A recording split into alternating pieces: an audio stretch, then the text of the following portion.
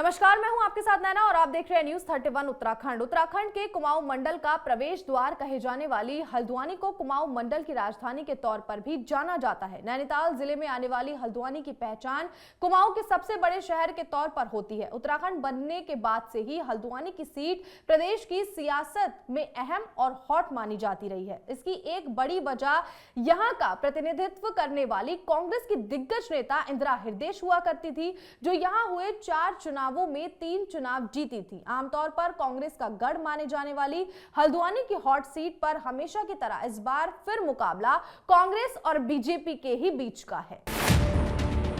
गौरतलब है कि हल्द्वानी की सियासत में रौतेला और हृदयेश परिवार का ये कोई पहला मुकाबला नहीं होगा।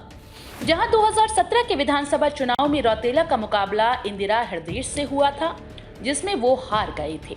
वहीं पिछले मेयर चुनाव में उनकी टक्कर इंदिरा हृदयेश के बेटे सुमित से हुई थी, जहां रौतेला को जीत मिली थी। ऐसे में पुरानी प्रतिद्वंदी एक बार फिर आमने सामने हैं। दोनों उम्मीदवारों की पृष्ठभूमि उनके पक्ष में मजबूत बिंदुओं और कमजोर कड़ियों के साथ साथ यहाँ के सियासी समीकरणों ने मुकाबले को बेहद रोचक बना दिया है। हल्द्वानी की विधानसभा सीट पर इस बार फिर बीजेपी और कांग्रेस में कांटे की टक्कर होने जा रही है। बीजेपी से जोगेंद्र रौतेला और कांग्रेस से सुमित हृदयेश को मैदान में उतारा गया है।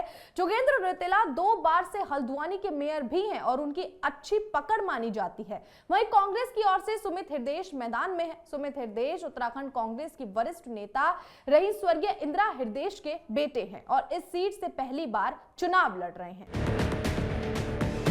हल्द्वानी विधानसभा सीट पर अब तक 4 बार चुनाव हुए हैं, जिनमें 3 बार कांग्रेस ने जीत हासिल की, वहीं 1 बार भाजपा ने परचम लहराया। हल्द्वानी सीट को कांग्रेस का गढ़ माना जाता रहा। मौजूदा वक्त में सीट पर कांग्रेस का ही कब्जा है। उत्तराखंड राज्य बनने के बाद से हल्द्वानी सीट पर 4 बार चुनाव हुए। 2017 में कांग्रेस से इंदिरा हृदयेश ने भाजपा के जोगेंद्र पाल सिंह रौतेला को 6557 मतों के अंतर से हराया था।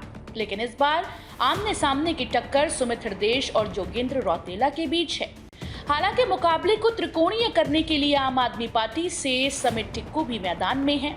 लेकिन दिलचस्प बात तो ये है कि हल्द्वानी में मुस्लिम वोटर्स की तादाद काफी ज्यादा है, जो इस चुनाव में किसी का भी पासा पलट सकते हैं, जिसके चलते मुस्लिम वोटर्स पर 2 मुस्लिम प्रत्याशियों ने सेंध लगाई हुई है, जिसमें AIMIM के अब्दुल सिद्दीकी और SP के शोएब अहमद हैं। पहले माना जाता था कि ये वोट कांग्रेस के पक्ष में जा सकता है, लेकिन अब समीकरण कुछ और ही बनते नजर आ रहे हैं।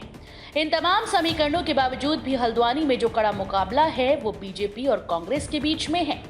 अब ऐसे में कांग्रेस को इंदिरा हृदयेश के नाम का और उनके किए गए कामों का फायदा मिला तो वो यहां से चुनाव जीत सकते हैं। लेकिन अगर ऐसा नहीं हुआ तो बीजेपी के मजबूत संगठन की बदौलत जोगेंद्र पाल सिंह रौतेला बाजी मार सकते हैं।